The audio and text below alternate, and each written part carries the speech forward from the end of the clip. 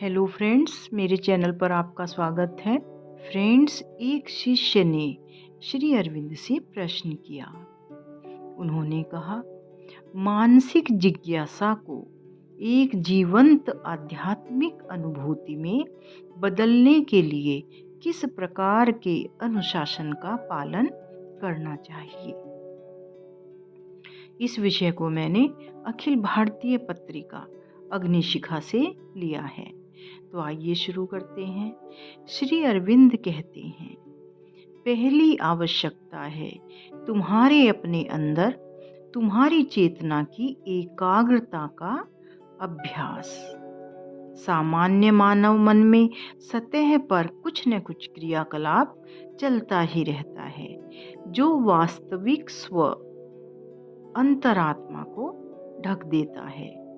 लेकिन अंदर सतही सत्ता के पीछे एक और प्रच्छन्न चेतना है, जिसमें हम वास्तविक स्व तथा प्रकृति के एक विशालतर गहनतर सत्य से अवगत हो सकते हैं और स्वयं को प्राप्त तथा प्रकृति को मुक्त और रूपांतरित कर सकते हैं।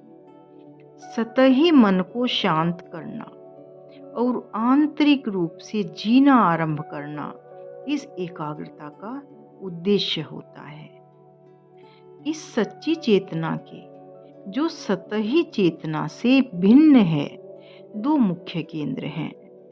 एक हृदय में, श्री अरविंद लिखते हैं, भौतिक हृदय नहीं बल्कि वक्ष के मध्य का हृदय केंद्र, और एक मस्तक में। आंतरिक एकाग्रता की साधना में निम्नलिखित चीजें सम्मिलित हैं।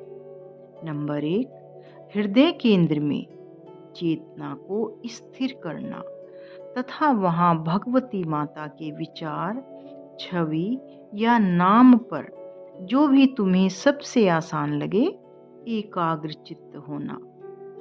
नंबर 2, हृदय में इस एकाग्रता के द्वारा मन का क्रमिक और प्रगतिशील शमन।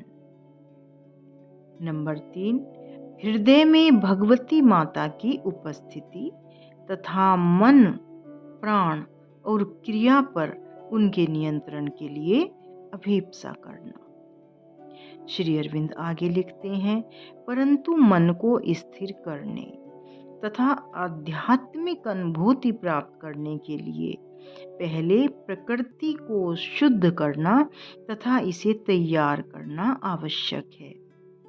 इसमें कभी कभी बहुत वर्ष लग जाते हैं। सही मनोभाव के साथ किया गया कार्य इसके लिए सरलतम साधन है, यानी कामना, मांग या अहंकार की सभी गतियों को जब वे आए अस्वीकार करते हुए कामना या अहंकार से मुक्त होकर भगवती माता को अर्पित आहुति के रूप में उनका स्मरण करते हुए उनसे इस प्रार्थना के साथ कार्य करना कि वे अपनी शक्ति को अभिव्यक्त करें और क्रिया को अपने हाथ में ले लें, जिससे वहां भी न केवल आंतरिक नीरवता में ही तुम उनकी उपस्थिति और कार्य प्रणाली को अनुभव कर सको। उनसे इस प्रार्थना के साथ कार्य करना कि वे अपनी शक्ति को अभिव्यक्त करें और क्रिया को अपने हाथ में ले लें, जिससे वहां भी न केवल आंतरिक नीरवता में ही तुम उनकी उपस्थिति और कार्य प्रणाली को अनुभव कर सको। फ्रेंड्स, आज के लिए बस इतना ही।